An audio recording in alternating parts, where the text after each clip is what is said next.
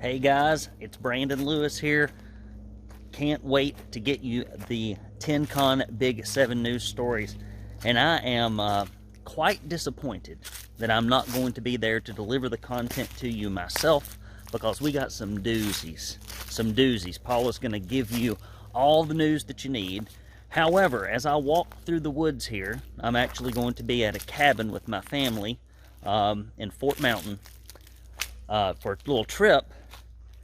I wanted to introduce the Big 7 to you and also tell you about the Mill Creek View, Tennessee podcast. A friend of mine does this. His name is Steve Abramowitz. The fact that I can say Abramowitz should impress all of you.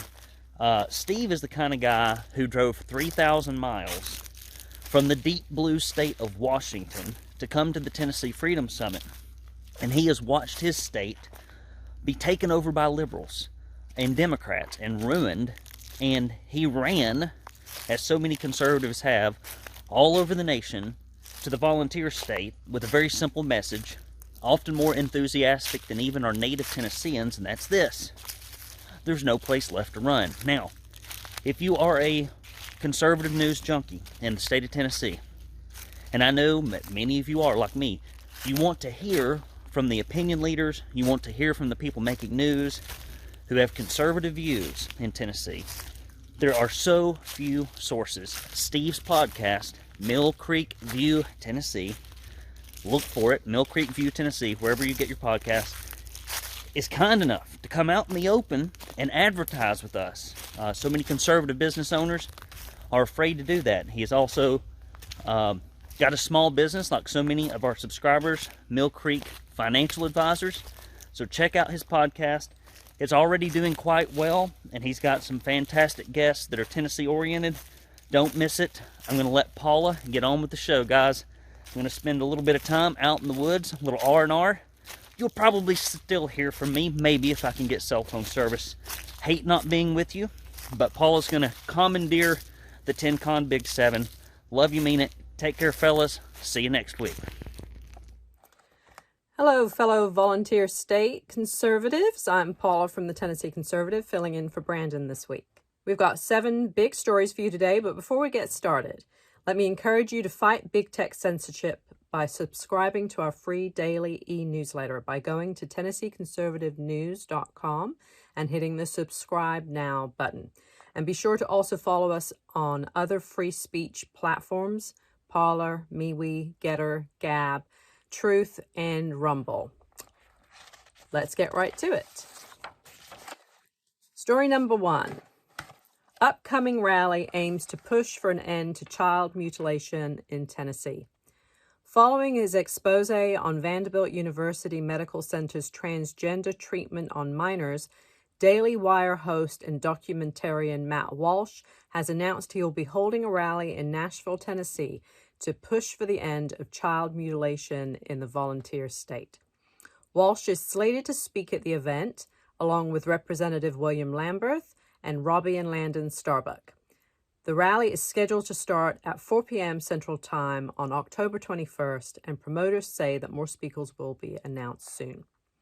Following Walsh's bombshell expose, the Tennessee Conservative reminded readers that Tennessee rhinos killed legislation that would have prevented the mutilation of minors at Vanderbilt. Senator Janice Bowling and Representative John Reagan had been working to address what is happening at Vanderbilt for the last 2 years, and GOP leadership did not support their bills, instead favoring one that only prohibited hormone treatments to 8 to 10-year-olds, and which became law last year. Walsh is encouraging concerned Tennesseans to reserve their free ticket to the event to send a message to the entire nation that radical experimentation is not medical care, as the left has claimed. It is child mutilation, and Americans will not allow it to continue. A large turnout at the rally will likely get nationwide attention, further driving the point that Tennesseans want something done now to end child mutilation, and perhaps will compel Tennessee lawmakers to take decisive action now instead of months away when the General Assembly reconvenes in 2023. Walsh said, "We are going to put a stop to gender ideology's assault on our children. Come and be a part of the movement." A link to the to reserve tickets for this is in our article on the website. Story number 2. All ages magical drag experience canceled after Knoxville community speaks up.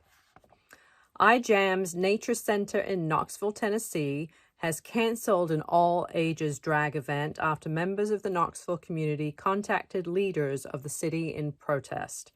The Back Patio Social Drag Me to Nature event was originally scheduled for November 1st, 2022. It was advertised as a magical experience and a one-of-a-kind experience, bringing the art of drag to the mother herself, Mother Nature. The property where the Nature Center is located belongs to the city of Knoxville and is managed by iJams, which is a nonprofit organization. The event was sponsored by Boston Beer Company and Natural Mystic Metaphysical Shop and was to be hosted by Joshua Ricker, who goes by Icky Stardust as a stage name. And he is supposedly an alien rock star, whatever that is, and drag entertainer and artist, according to his social media. Ricker claims that he is the target of alt-right bigots and has been publicly harassed on social media for trying to create a drag show for all ages at iJam's Nature Center.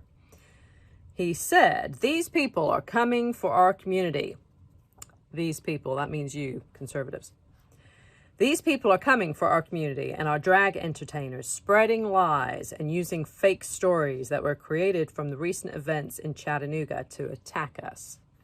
The fake stories he's talking about are the events that happened in Chattanooga. There were a series of all ages or family-friendly events where children were present at drag shows, in which you can read about on our website. iJams removed the post advertising the show from their Facebook page, but a Back Patio Social event with no reference to the drag show remained on their website's calendar up until recently. It has since been removed. You can also find a story on our website now that contains a link to sign a petition to legislators to create a statewide law to officially make drag events 18 and up only. Number 3. GOP club falls apart after censorship demands from state leadership. Following an ultimatum issued to the president of the Blount County Republican Women's Club by the Tennessee Federation of Republican Women to cancel the speaking engagement of Gary Humble, the BCRW's president resigned, and now the vast majority of the club's leadership and almost half of the active members have officially resigned. Our sources in Blount County have confirmed that 17 members of the BCRW have resigned. This number includes now former President Heather Fair, the second vice president and secretary, the treasurer, the membership committee chair, co-chair, and their committee members. Out of 5 BCRW board members, only 1 has decided to remain a member. Our source tells us that while the numbers of the club are greater, only 40 members are active and routinely attend meetings, meaning that the club has lost almost half of its active membership. With the members leaving, the Tennessee Federation of Republican Women will no longer be receiving membership dues from those individuals. Each member pays $35 per year to be a member, and $24 of that, goes to the Tennessee Federation of Republican Women. Prior to the exodus of the BCRW members, the Tennessee Federation of Republican Women determined that by inviting controversial figure Gary Humble, who is founder and executive director of Tennessee Stands, to be a guest speaker, the president, Heather Fair, was in violation of Tennessee Federation of Republican Women's bylaws. Fair, nor us at the Tennessee Conservative, could determine which portion of the bylaws cited as just cause for the ultimatum. The Tennessee Conservative reached out to President of Tennessee Federation of Republican Women, Linda Coleman, for clarity, but we never heard back. So they offered Fair 3 choices to rectify the situation. 1 was to resign immediately. 2 was to rescind Humble's invitation to speak, and then Fair would have been allowed to remain president. Number three, neither resign nor rescind the invitation, but then the BCRW would have been subject to censure, possible fines, and or closure. Standing by her principles left FAIR with only one option, and that was to resign immediately. And now, standing by their principles, many of the club's leading members have resigned as well. For the backstory and series of events that led up to this exodus, check out the article on our website. Moving on to number 4.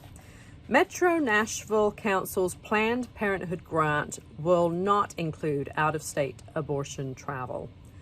A $500,000 grant is still expected to be given to Planned Parenthood by Metro Council members.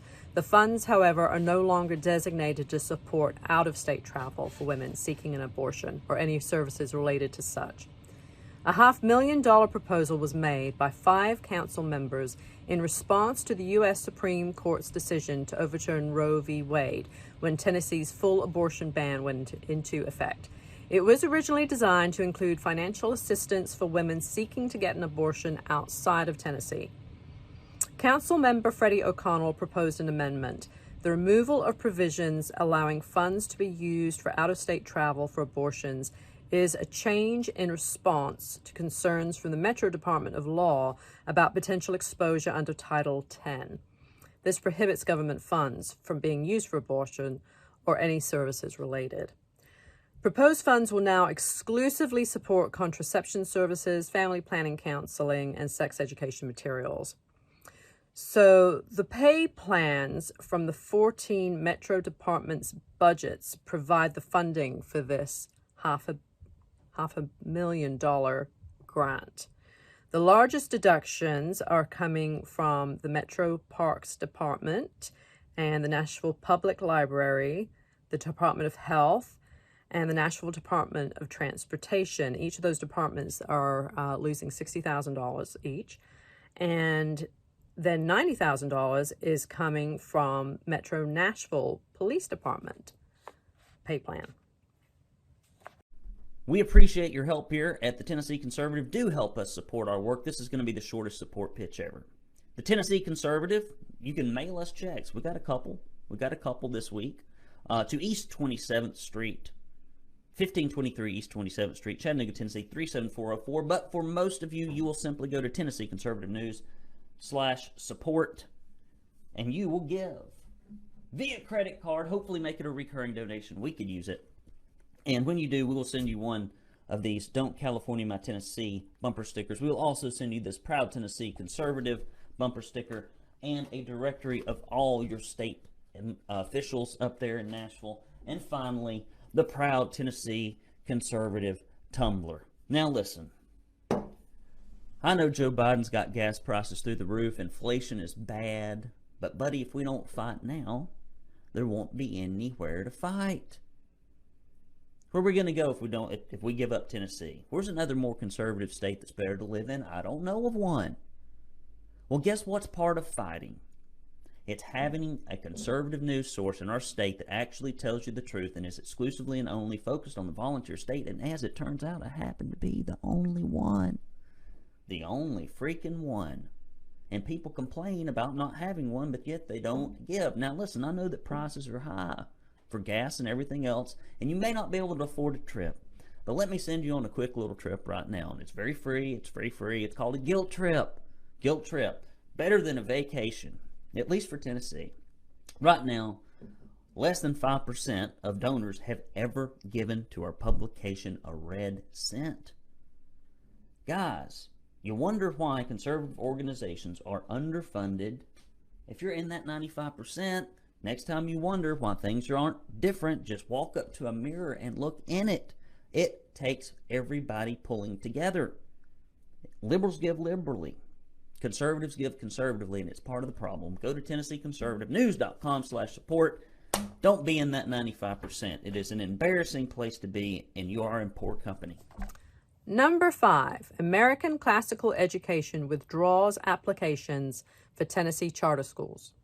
Following Tennessee liberal media's misinformation campaign and the dishonest opposition wrought by Democratic political candidates and anti-school choice activists, American Classical Education has withdrawn their applications to open charter schools in 3 Tennessee counties.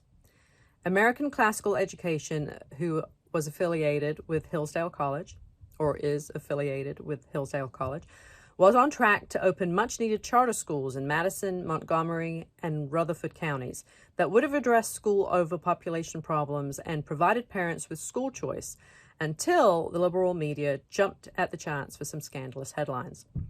When a hidden camera video was leaked that showed Hillsdale College President Larry Arnn speaking at a private event and calling into question the way public school teachers are trained in universities and criticizing the educational bureaucracies that claim expertise but tend to produce teachers without crucial subject knowledge and question the value of education degrees, the liberal media cherry-picked Arnn's comments out of context, soliciting outrage from many teachers in Tennessee and subsequent pandering rhetoric by some of Tennessee's elected officials. The widespread mainstream media coverage of Arnn's comments was used as an excuse for the liberal-dominated school boards of Madison, Montgomery, and Rutherford counties to reject the charter school applications of ACE. ACE appealed the school board's decisions in all 3 counties to Tennessee's Public Charter School Commission, which has the power to overturn the decision of the school boards. However, on September 29th, former Tennessee State Senator and current ACE board member Dolores Gresham issued a letter to the commission which withdrew the appeals, citing the limited time allotted for commission members to hear directly from community members and time for the school to address concerns and clarify confusion and misconceptions raised by commission staff. Okay, moving on to number 6. Tennessee universities refuse comment on how they will implement new intellectual diversity law. Public university leaders in Tennessee are staying silent on how and when they plan to follow a new state law that requires them to implement intellectual diversity on their campuses. Diversity offices, president's offices, and media affairs division at the University of Tennessee, Knoxville, University of Memphis, Tennessee State University, and East Tennessee State University have not responded with answers about their plans to follow the relatively new law. Last spring, Tennessee passed HB 2670, which outlawed mandatory critical race theory in curricula, as well as hiring and promotions within the volunteer state's public institutions of higher education. But tucked into the legislation is another key clause. It states, under this bill, if a public institution of higher education employs employees whose primary duties include diversity, then the duties of such employees must include efforts to strengthen and increase intellectual diversity among the students and faculty of the public institution of higher education at which they are employed. The University of Tennessee, Knoxville, University of Memphis, Tennessee State University, and East Tennessee State University all have employees dedicated to advancing diversity, equity, and inclusion, but they would not explain what diversity employees are doing to increase intellectual diversity some 6 months after the bill's passage. Moving on to the last story, number 7. UT faculty protests new law by teaching divisive concepts during Speak-In. Faculty members at the University of Tennessee protested a new law this week by teaching the very concepts they say the Divisive Concepts Act aims to ban. All participants of the protest, which is being called a Speak-In, are tenured. Tenured instructors have speech-related protections that may shield them from any repercussions of their challenge to what they see as a law that restricts free speech.